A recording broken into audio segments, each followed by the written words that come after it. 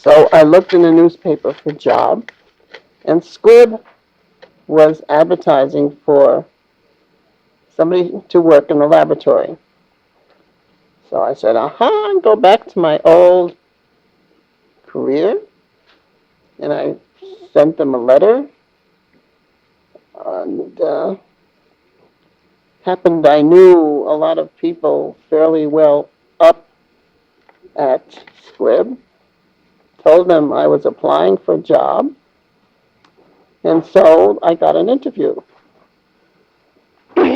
At the interview, they decided that they didn't want me in the lab. They would rather have me in the library. So I said, fine. There I was, a librarian, with a job in the Squibb library. I found out that my job was indexing articles from all the journals. Indexing, if anybody doesn't know what it means, is taking out the important points of the article and writing them down. So I did this for a while, decided if I was, and I enjoyed it. I enjoyed being in the company of the people. I enjoyed reading the journals and doing the indexing. And I decided the thing to do, if I'm going to do this, is to get the degree that goes with it. So I started at Rutgers to my Library Science degree, and worked at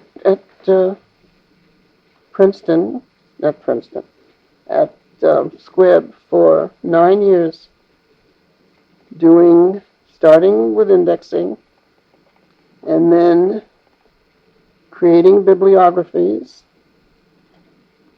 and then publishing bibliographies. A series of bibliographies taking the first article of a particular very important compound, which had been discovered about 15 years before, and doing a book of every article on that particular compound. This was before the computer. There was no other way of getting this kind of information except if somebody compiled it by hand. And Squibb had a person who was working in this field. They just hired a vice president who was working in the field of this particular compound. They were hoping to get some drugs out of using this compound. And so they were willing to sponsor this set of bibliographies. I think I ended up publishing 7 of them. And working at Squibb in the library is an entirely different situation than working anywhere else. There was only one librarian, really, who did acquisitions and who did shelving, supervising the shelving, all the normal stuff that librarians do. The rest of us were doing research, library research, for the biological and chemical researchers in Squibb, wherever they were. There were some other branches besides the one in New Brunswick. So and answering questions on drugs. So, for example, I once got a question from a drugstore. A man came in with some chemical sprayed in his eyes, and the doctor had told him to get a particular compound, and the druggist was afraid to use it unless I looked it up and made sure that the compound was EDTA was what it was. was usable in the eye. I found it in about 5 minutes. This is the kind of thing you have to do. You have to very quickly get an answer to somebody on the operating table or somebody at a drugstore would come in with the problem. When it's on the operating table, you really have to go fast and find out, what they need to know and call them back and give them the information while they're operating. It was very exciting to work there. And we started a system where we read the journals every morning and Xeroxed the first page of every article that we thought would be useful for their work and sent it to them immediately so that everyone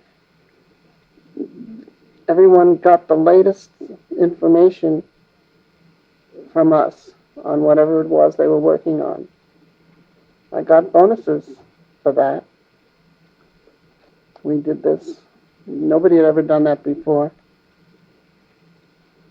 So the time was spent either making up bibliographies. You had to send in bibliographies of every single Squibb compound to the FDA every month. So this was something we had to continually do. We're continually perusing the literature for articles on the Squibb compound. There were all sorts of other sources that we had to use. I even did this. I got Squibb when Hy and I went to Israel for his sabbatical. I worked in the Hadassah library doing the same thing and getting paid by Squibb for the whole 6 months I was in Israel. Because there were journals in that library that nobody had, the foreign journals.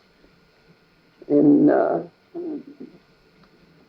matter what the foreign journal was, the abstract was always in English, so I could go through the abstract. So this 9 years there doing this kind of stuff, and it was fascinating. Squibb everybody was there. Every color, Squibb was a wonderful place to work in terms of personalities and personnel and their attitudes toward people. When Sharon was sick and when she died and I came back to work, they called me up to the main office and they said not to worry about any of the bills, anything. They were covering any bill I had. They wouldn't even allow the bills to come to me. They went to the hospital and got all the bills and took care of it. Very unusual company. Squibb moved to Lawrenceville, New Jersey, which was a 30-minute drive from here. So I was commuting back and forth. It was not like I was at Squibb in New Brunswick, where if one of the kids called up and said, I lost my key, come home and get me into the house, I could run out downstairs to the car, run over in 5-10 minutes, and be back in 10 minutes, and nobody cared. That was all right with them, but I had to run home and do something. It was a great place to work.